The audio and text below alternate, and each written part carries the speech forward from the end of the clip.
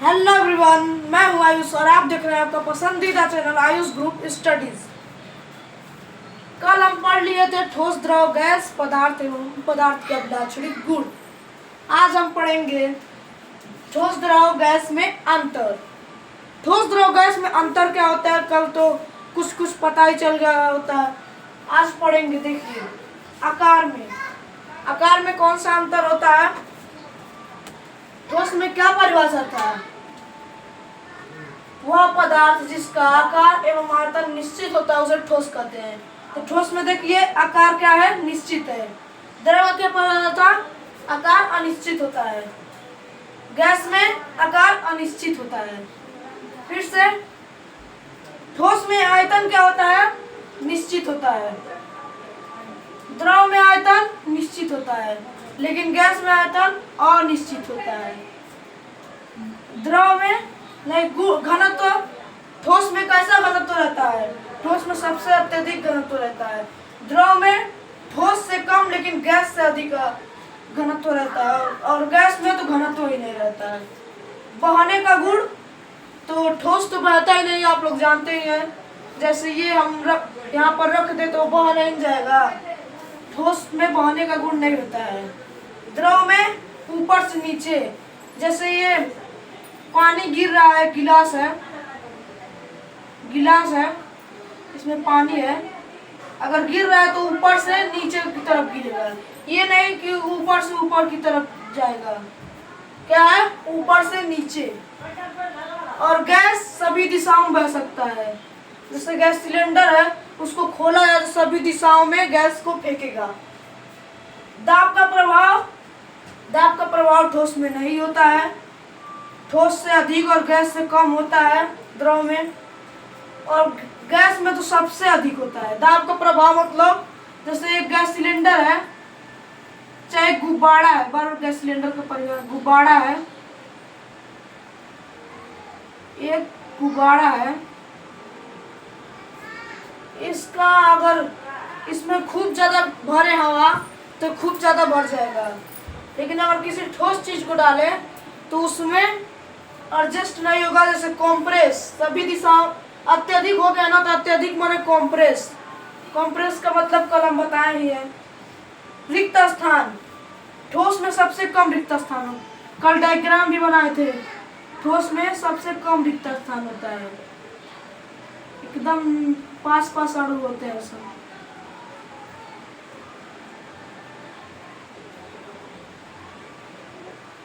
द्रव में ठोस से अधिक लेकिन गैस से कम, दूर होते हैं रिक्त स्थान।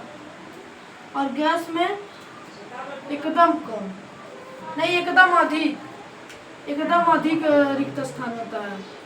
इसे इतना जगह बचा रहेगा। वैसे ही आणविक स्थान, कल बताए थे अंतराणविक स्थान। अंतराणविक स्थान किसमें ज्यादा होता है? ठोस में कम होता है, इसी को अंतराणविक, रिक्त स्थान को ही अंतराणविक स्थान कहते हैं। द्रव में थोड़ा सा ज्यादा होता है और गैस में सबसे ज्यादा होता है। ये डायग्राम है, इस डायग्राम को मदद समझते हैं कि अवस्था में परिवर्तन कैसे होता है, किसी ठोस को हम द्रव कैसे बना सकते हैं।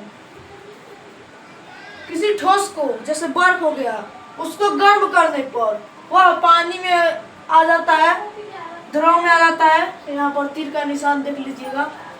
और किसी द्रव को गर्म करने पर वह वाष्प हो जाता है, मतलब गैस में परिवर्तित हो जाता है। और किसी गैस को ठंडा करने पर वह संघनन में बदल जाता है। और किसी द्रव को ठंडा करने पर वह हिमीकरण बन जाता है, बर्फ में परिवर्तित हो जाता है। किसी ठोस को सीधे गैस में परिवर्तन करने पर वह उदरपातक पदार्थ कहलाता है, जो सीधे, जैसे नेपथलीन की गेंद है, किसी कपड़े में डाल दे तो सीधे उड़ के गैस में परिवर्तित हो जाता है। और गैस को ठंडा करने पर निस्तापन बन जाता है। अब बाइट वाइट सब हम पढ़ेंगे, और आप लोग कापी पेन लेकर बैठ के लिखिए। संकलन का परिभाषा लिखिए। वह प्रक्रिया जिसमें इस ठोस को गर्म करने पर द्रव में परिवर्तित हो जाए, उसको क्या कहते हैं? संकलन कहते हैं। अब इसमें एक पॉइंट होता है जिसको गलनांक कहते हैं, मेल्टिंग पॉइंट। पिघलने का पॉइंट। जैसे कोई द्रव कब पिघलता है, उसी पिघलने के पॉइंट को गलनांक कहते हैं। दूसरा है आपका वाष्पन। वाष्पन वह प्रक्रिया जिसमें द्रव को गर्म करने पर वह गैस से बदल जाता है, उसे वाष्पन कहते हैं। किसमें द्रव को गर्म करने पर, ये द्रव है, इसको गर्म करने पर किसमें बदल गया, गैस में, उसको क्या कहते हैं, वाष्पन। वाष्पन में भी इस परिवर्तन में होने वाले जिस ताप पर परिवर्तन होता है उसको क्वथनांक कहते हैं। अब क्वथनांक, द्रव का क्वथनांक आपको पता है, द्रव नहीं जल का, जल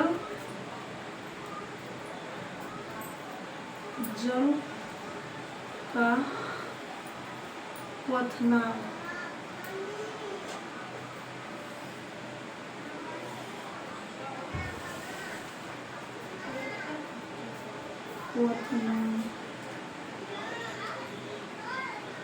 कितना होता है, कल बताए थे 100 डिग्री सेल्सियस। अब किसी सेल्सियस को केल्विन में कैसे बदला जाएगा, इधर हम बता रहे हैं किसी सेल्सियस को केल्विन में या किसी केल्विन को सेल्सियस में कैसे बदला जाता है। फार्मूला है, उसी हिसाब से लगेगा। अगर हम दें 100 डिग्री सेल्सियस को केल्विन में बदलो तो कैसे बदलेंगे आप, 100 डिग्री सेल्सियस क्या करेंगे, इसका फार्मूला है केल्विन बराबर Celsius plus kelvin. 100 plus 273, 1 degree Celsius कितना है, 273 केल्विन। इसको जोड़ेंगे कितना आ जाएगा, 373 केल्विन। अगर पूछे 100 सेल्सियस को केल्विन में करने पर कितना मान आएगा, तो 373 केल्विन। उसी तरह इसका उल्टा फार्मूला लगेगा, सेल्सियस को माइनस करने पर क्या होगा, अगर यहाँ पर केल्विन दिया हो तो 273 केल्विन में से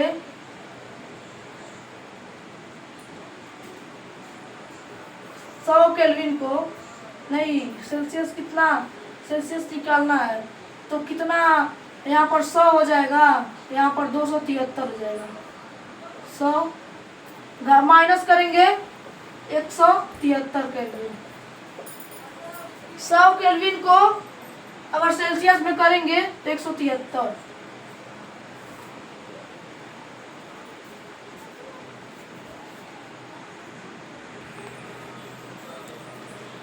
अब कुछ स्मरणीय बिंदु है जिसको याद करना बहुत महत्वपूर्ण है, क्योंकि परीक्षा में ये भी दे सकता है। जैसे पहला पॉइंट है, पहला नहीं, दो हो चुका है पहले। तीसरा पॉइंट है संघनन, वह प्रक्रिया जिसमें गैस को ठंडा करने पर, डायग्राम बनाए थे, गैस को ठंडा करने पर वह सीधे किसमें परिवर्तित हो जाता है, द्रव में। जैसे वर्षा होता है तो पहले गैस के रूप में जाता है ऊपर, लेकिन ठंडा होता है ऊपर तो वह द्रव में परिवर्तित हो जाता है, उसको क्या कहेंगे, संघनन। वह प्रक्रिया, हिमीकरण पढ़ेंगे, वह प्रक्रिया जिसमें द्रव को ठंडा करने पर वह बर्फ में बदल जाता है। जैसे पानी को फ्रीजर में ले जाकर धर दीजिए तो क्या होता है, बर्फ में बदल जाता है, उसको क्या कहेंगे, हिमीकरण। उदरपातन पढ़ते हैं, वह प्रक्रिया जिसमें ठोस को गर्म करने पर सीधे गैस में परिवर्तित हो जाता है, उसको उदरपातन कहते हैं। और चौथा है निस्तापन, वह अभिक्रिया जिसमें गैस को ठंडा करने पर वह सीधे ठोस में परिवर्तित हो जाता है, उसे निस्तापन कहते हैं। हिमीकरण का निश्चित बिंदु क्या कहलाता है, हिमांक कहलाता है। जल का हिमांक कितना होता है, 0 डिग्री सेल्सियस। कल बताए थे कि अगर 0 डिग्री सेल्सियस पे कोई जल रहता है तो वह क्या होता है, बर्फ भी बन रहा होता है। और तापमान का मात्रा क्या होता है, केल्विन होता है। उदरपातन का उदाहरण दे दे कुछ, याद आता है कि उदरपातज पदार्थ लिखिए, उदाहरण में लिखिए, उदाहरण। पहला क्या है, नौशादर।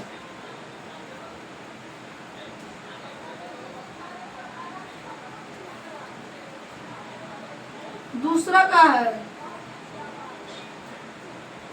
शुष्क बर्फ।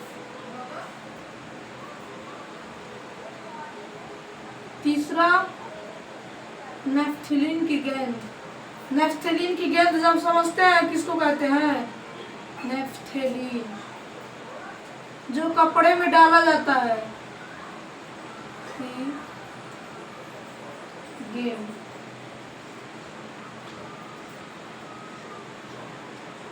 चौथा तो आपके आसपास में है, आपके किचन में रहता है, क्या कहेंगे?